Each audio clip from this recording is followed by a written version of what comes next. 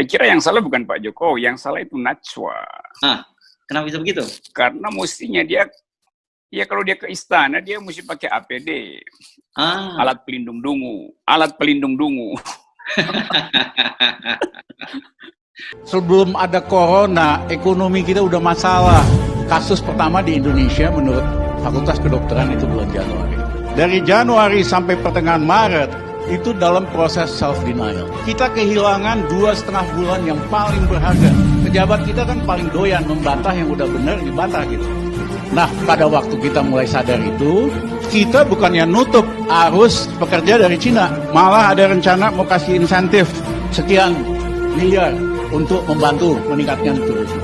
Bayangin masalahnya corona, yang disewa itu buzzer. Ada juga pejabat yang tadinya super optimis, ekonomi Indonesia bagus, begini, begitu. Akhir Maret berubah menjadi super pesimis. Gara-gara corona, seolah-olah yang disalahkan hanya corona, bukan kebijakan sebelumnya yang ngawur. Sebetulnya ini hanya alasan, mumpung ada corona, budget defisit kita tingkatin, supaya bisa ngutang lebih besar. Otaknya ini kan cuma ngutang. Disinilah kita harus kemudian berpikir jernih. Kemana negara mencari uang? Kalau kita mau mencekik rakyat, ya dari pajak. Dan ini bukan pilihan yang populer. Bukan pilihan yang populer. Satu-satunya adalah negara mencetak utang. Akan diberikan penundaan cicilan sampai 1 tahun dan penurunan bunga. Tidak perlu khawatir, karena pembayaran bunga dan angsuran diberikan kelonggaran atau relaksasi selama 1 tahun. Buat nyediakan 2.000 alat kesehatan buat dokter aja kagak bisa. Ini presiden, ini nggak usah dibayar. Apa dasarnya? Banyak pengusaha motor, minjem motor, datang ke leasing. Pak, keputusan presiden begini. Urus saja sana sama presiden, kita nggak mau kok. Merentah itu pakai keputusan, bukan himbauan. Minta.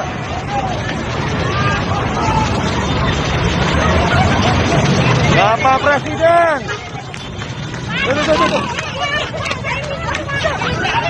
Bapak Presiden. Assalamualaikum Pak Presiden.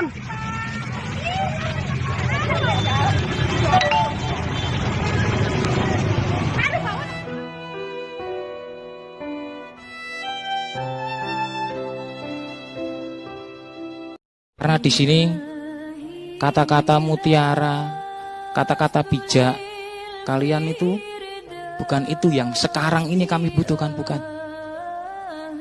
Yang kami butuhkan sekarang itu rangkulan tangan, wujud empati kalian semua.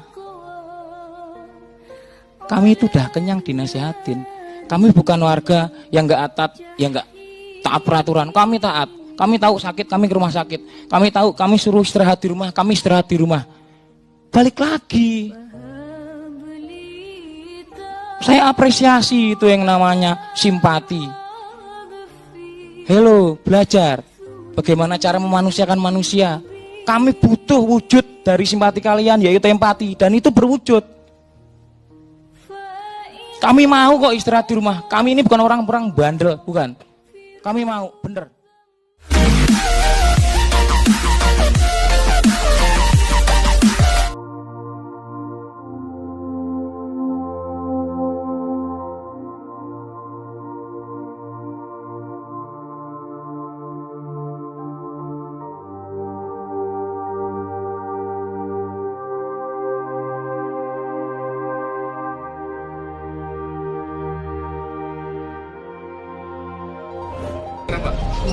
Masker salahmu sendiri kok beli ya.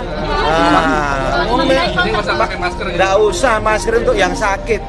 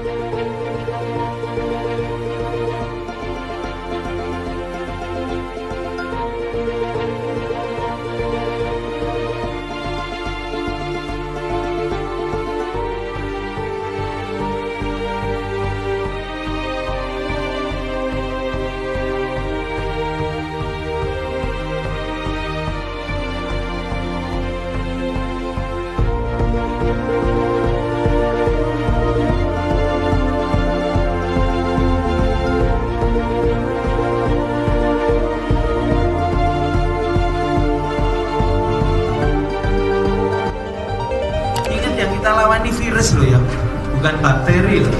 Ini virus. Virus itu self-limited disease. Artinya self-limiting disease itu adalah sembuh sendiri. Ya, tidak diapa-apain juga sembuh sendiri.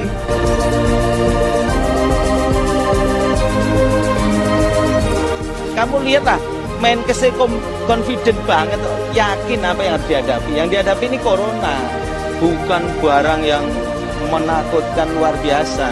Yang menakutkan itu beritanya.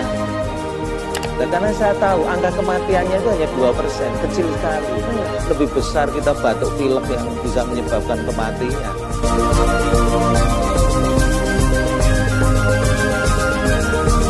Ada sesuatu yang belum jelas, sudah konferensi pers corona.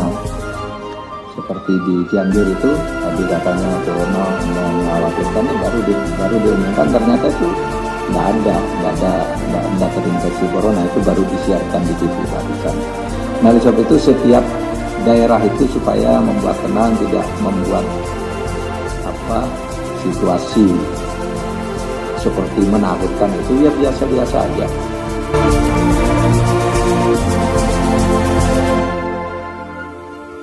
Ternyata di sini ada yang bisa menangkal corona yang ditawarkan oleh Pak Gubernur, yaitu susu kuda liar.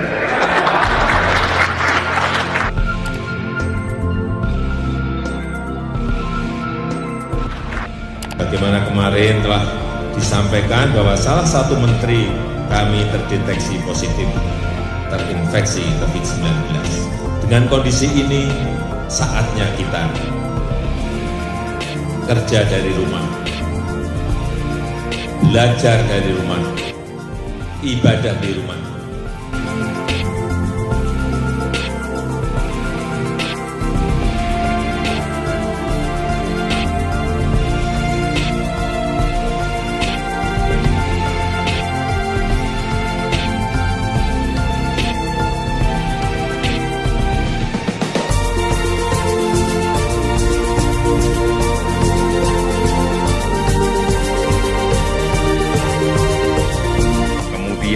Yang kaya melindungi yang miskin agar bisa hidup dengan wajar, dan yang miskin melindungi yang kaya agar tidak menularkan penyakitnya.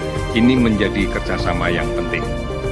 Kita alat rapid test terus diperbanyak, juga memperbanyak tempat-tempat untuk melakukan tes dan melibatkan rumah sakit baik pemerintah, milik BUMN, Pemda, rumah sakit milik TNI dan Polri dan swasta, dan lembaga-lembaga riset dan pendidikan tinggi yang mendapatkan rekomendasi dari Kementerian Kesehatan.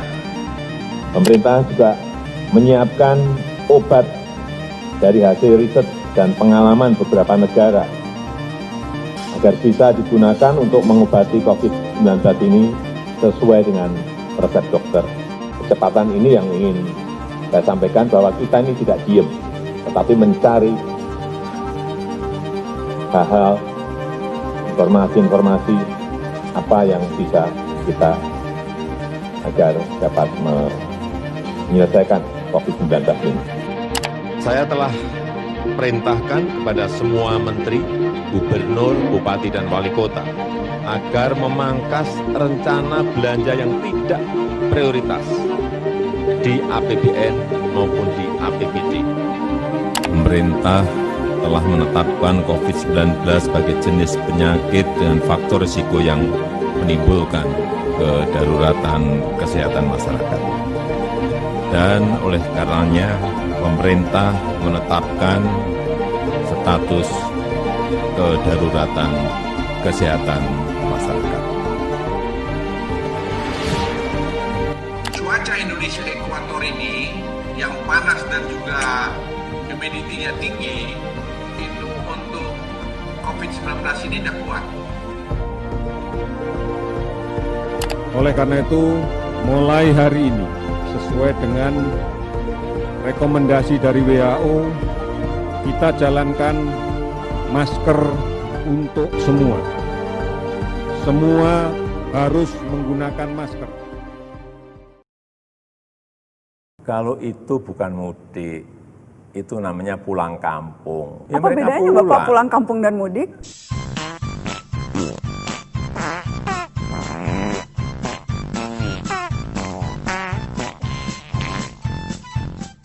Ya akhirnya yang disebut mencekam itu nggak ada definisinya tuh. Saya lihat begini misalnya, blocking informasi tuh. Setiap hari kita dengar satu informasi, satu paket informasi dari BNPB itu. Yang sifatnya deskripsi. Ya dia gambarin aja begini keadaan, mati sekian, hiduplah sembuh sekian tuh. Jadi itu deskripsi teknis dari COVID-19 ini. Itu blok pertama. Blok kedua, ada pakar, ID, pengamat sosial, sosiolog, political scientist, berupaya untuk menerangkan pada publik dengan maksud agar supaya orang awas. Jadi dia keluarin teori, dia uraikan itu secara metodologis untuk meyakinkan publik bahwa ini berbahaya, sekaligus meyakinkan pemerintah untuk lebih serius itu. Itu blocking itu yang saya lihat di media massa itu. BNPB dengan deskripsi, para pakar ini dengan preskripsi, dengan keinginan untuk menghasilkan sesuatu yang seharusnya dilakukan pemerintah. Sementara blocking ketiga, istana itu bermain-main dengan isu ini.